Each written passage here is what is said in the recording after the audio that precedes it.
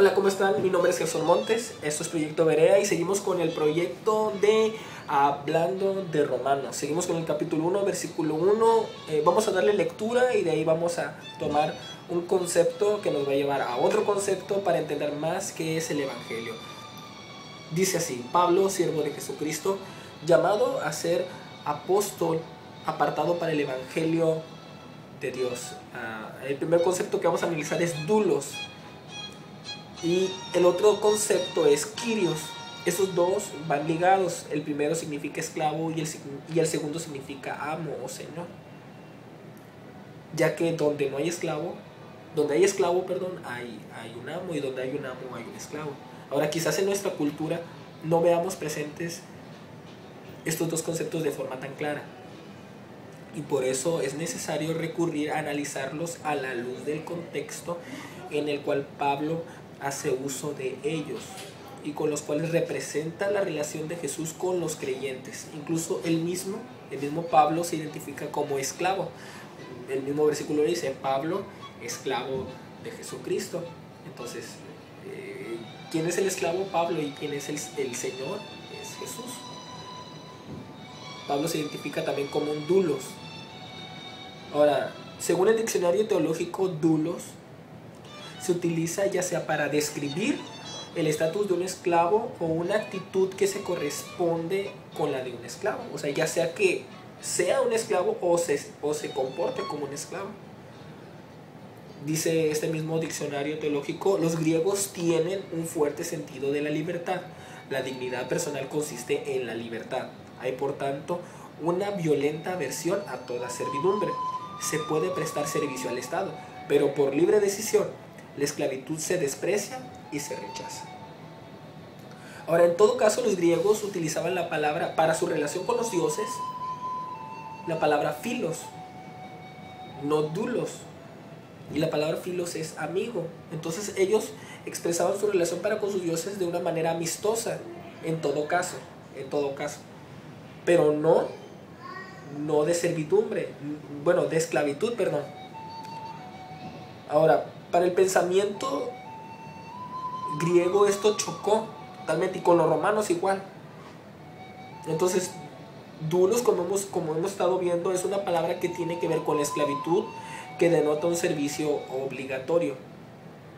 Ahora, aquí es donde viene la diferencia entre la palabra siervo, con la que vemos traducido en nuestras Biblias en 1960, y la palabra esclavo, que es la real.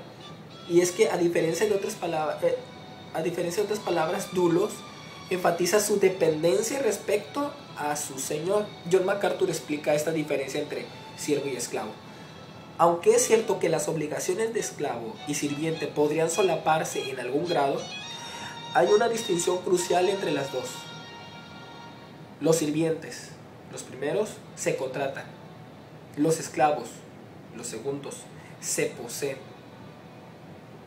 Ahora, mientras que los sirvientes son asalariados, los esclavos son propiedad de quien es señor.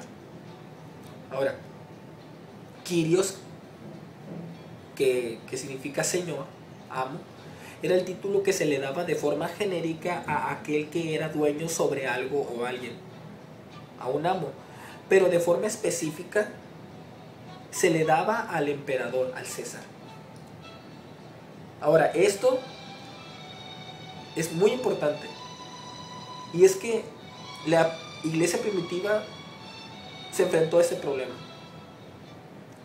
El único hombre en todo el imperio al cual se le debía llamar señor, kyrios, era al emperador, al César. Esto se debe a que los romanos remontaron el origen de sus césares en los faraones egipcios. Esto es para justificar su gobierno autoritario y totalitario. Y sucedía que los faraones egipcios se habían identificado como hijos de los dioses, por lo tanto recibían culto, adoración. De allí que muchos de ellos cuando morían se les hacían grandes pirámides y otras cosas, y se les deificaba.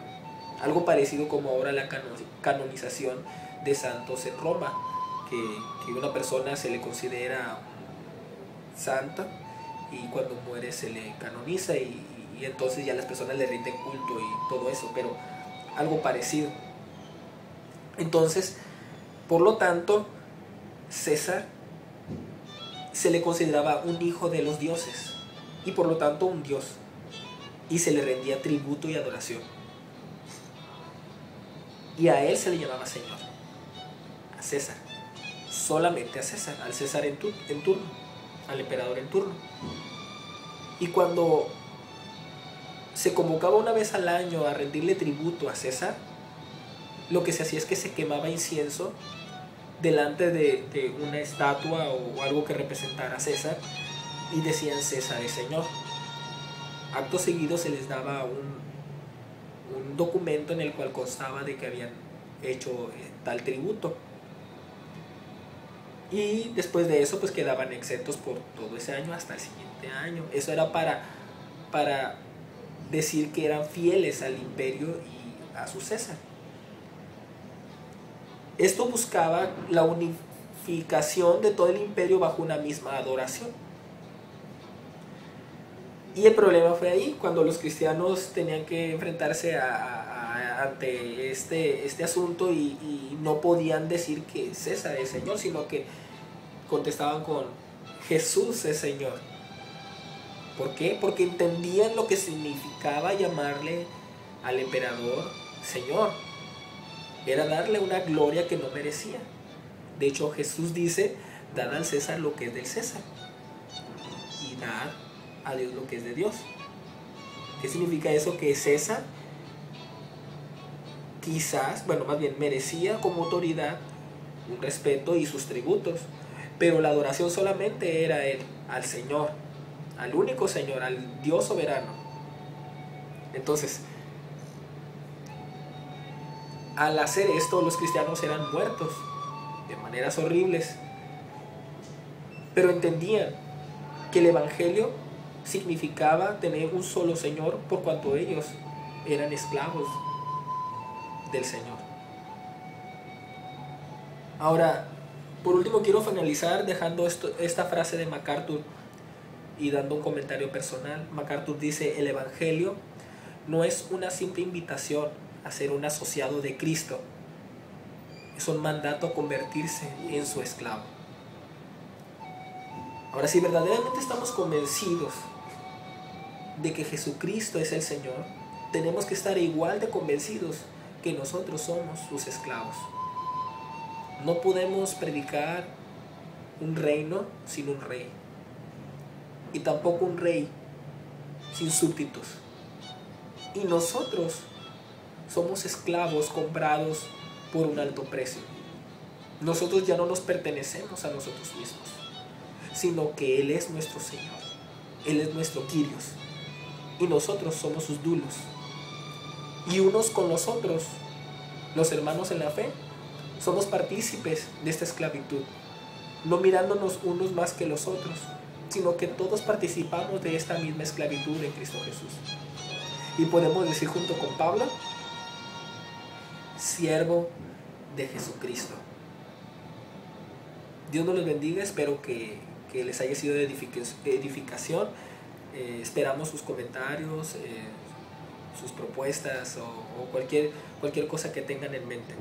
Esperamos que puedan compartirlo también en sus espacios, en sus muros, y con aquellas personas que creen que les pueda también ayudar. Hasta la próxima, y estaremos analizando aún Romanos 1:1. Hablamos de Romanos.